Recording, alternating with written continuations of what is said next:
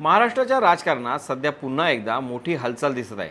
विधान परिषदेच्या निवडणुकीआधीच महायुतीमध्ये जागा वाटपाचा पेच, दिल्लीत झालेल्या उच्चस्तरीय बैठका आणि त्यातून बाहेर आलेला एक मोठा निर्णय, या सगळ्यामुळे राज्याच्या राजकीय गणितात नवीन समीकरणं तयार होताना दिसत आहेत। या सगळ्यात एक महत्त्वाची गोष्ट म्हणजे सगळ्या जागांचा तिढा जवळपास सुटल्याचं बोललं जात आहे। सगळे निर्णय वरून आले आहेत, मात्र छत्रपती संभाजीनगर आणि नाशिक या दोन महत्त्वाच्या जागांचा तिढा आता थेट एका व्यक्तीच्या हातात गेला आहे आणि त्यामुळे स्थानिक राजकारणापासून राज्य पातळीपर्यंत अनेक समीकरणं बदलण्याची शक्यता निर्माण झाली आहे। आणि अर्थात ते नाव म्हणजे मुख्यमंत्री देवेंद्र फडणवीस। म्हणूनच हा निर्णय खरंच कोणाला फायदेशीर ठरणार आहे आणि या सगळ्या घडामोडींच्या मागे नेमकं काय राजकीय गणित दडलं आहे, फडणवीस कुणाला संधी देऊ शकतात, जाणून घेऊयात या व्हिडिओच्या माध्यमातून। नमस्कार, मी स्वप्नील आणि आपण पाहता त्याचं काय महाराष्ट्र। दिल्लीमध्ये केंद्रीय गृहमंत्री अमित शहा यांच्या अध्यक्षतेखाली झालेल्या बैठकीनंतर महाराष्ट्राच्या राजकारणात एक मोठा संदेश गेला। विधान परिषदेच्या आगामी निवडणुकीत छत्रपती संभाजीनगर आणि नाशिक या दोन महत्त्वाच्या जागांचा निर्णय आता थेट मुख्यमंत्री देवेंद्र फडणवीस यांच्या हाती देण्यात आला आहे। म्हणजे या जागांवर अंतिम निर्णय घेण्याचा अधिकार आता राज्य पातळीवर, विशेषतः फडणवीस यांच्या रणनीतीवर अवलंबून राहणार आहे। या बैठकीत फक्त जागा वाटप चर्चा झाली नाही, तर महायुतीमधील अंतर्गत तणावही स्पष्टपणे समोर आला। शिवसेना शिंदे गट आणि राष्ट्रवादी अजित पवार गट यांच्यात काही जागांवरून मतभेद होते, विशेषतः पुणे, रायगड आणि काही मराठवाडा नाशिक पट्ट्यातील जागांवरून ही चर्चेची कोंडी निर्माण झाली होती। पण या सगळ्यात शहा यांनी एक स्पष्ट भूमिका घेतली आणि काही महत्त्वाचे निर्णय स्थानिक नेतृत्वावर सोपवले। सूत्रांच्या माहितीनुसार महायुतीमध्ये सध्या 11-4-2 असा जागा वाटपाचा फॉर्म्युला जवळपास निश्चित झाला आहे। भाजप 11 जागा, शिवसेना 4 जागा आणि अजित पवार गट 2 जागा लढवणार आहेत। पण या फॉर्म्युल्यापेक्षा जास्त चर्चेत आहेत त्या 2 जागा, ज्या नाशिक आणि छत्रपती संभाजीनगरच्या आहेत। कारण या दोन्ही जागा केवळ संख्यात्मक नाहीत, तर राजकीयदृष्ट्या अत्यंत महत्त्वाच्या मानल्या जातात। या पार्श्वभूमीवर फडणवीस यांच्याकडे निर्णय गेल्यानंतर स्थानिक राजकारणात हालचाली वाढल्या आहेत। यात शिंदे गटाचा पारंपरिकता हा मुद्दा घेऊन या जागेसाठी आग्रह असला तरी आता जेव्हा फडणवीस यांच्याकडे सर्वाधिकार गेले आहेत, तेव्हा इथं भाजपची चर्चा जास्त होत आहे। किंबहुना भाजपमधून अनेक नावं या जागांसाठी चर्चेत आहेत। त्यात जिल्हाध्यक्ष किशोर शितोळे यांचं नाव विशेषतः पुढे येताना दिसत आहे। त्यांच्यासोबत भागवत कराड आणि संजय केनेकर यांची नावंही चर्चेत आहेत। पण स्थानिक राजकीय परिस्थिती पाहता ही लढत फक्त नावांची नाही, तर प्रभावाची आहे। कराड, केनेकर यांना संधी दिली गेली आहे। आता किशोर शितोळे यांचं नाव पुढे येण्यामागं एक ठोस राजकीय पार्श्वभूमी आहे।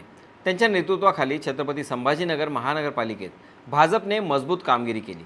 पहिल्यांदाच भाजपचा महापौर इथे बसला आणि केवळ आता निवडणूक जिंकण्यापुरतं मर्यादित नव्हतं, तर संघटनात्मक ताकदीचं उदाहरण होतं। याचबरोबर पंचायत समिती आणि जिल्हा परिषद पातळीवरही भाजपला चांगलं यश मिळालं, ज्यामध्ये त्यांच्या संघटन कौशल्याचा मोठा वाटा मानला जातो। याशिवाय शितोळे यांचं सहकार क्षेत्रातही मजबूत स्थान आहे।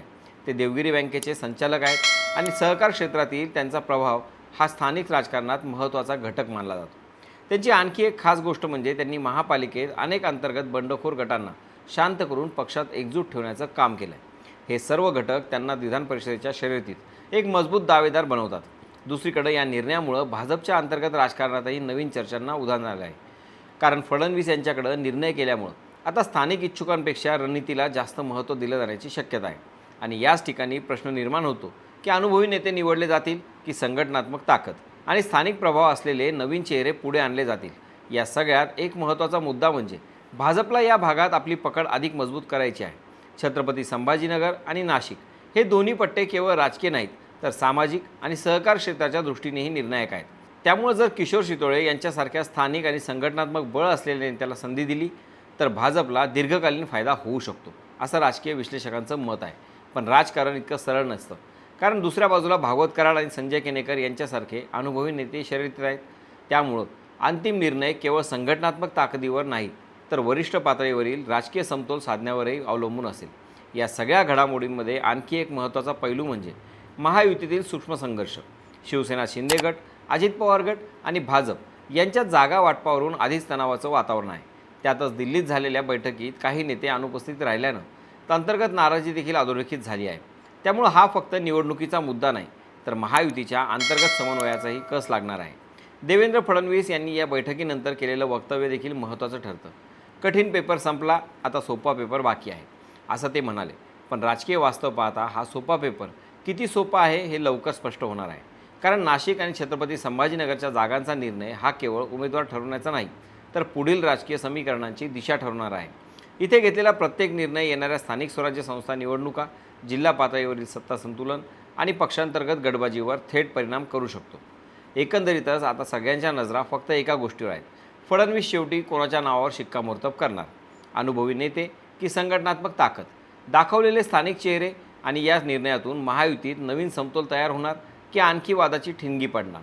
याच उत्तरात दडलं आहे महाराष्ट्राच्या राजकारणाचं पुढचं मोठं वळण, जे लवकरच सगळ्यांसमोर येणार आहे. फडणवीसांच्या हातात निर्णय गेल्यामुळे छत्रपती संभाजीनगर आणि नाशिक या जागांवरती भाजप कोणाला संधी देईल असं तुम्हाला वाटतं?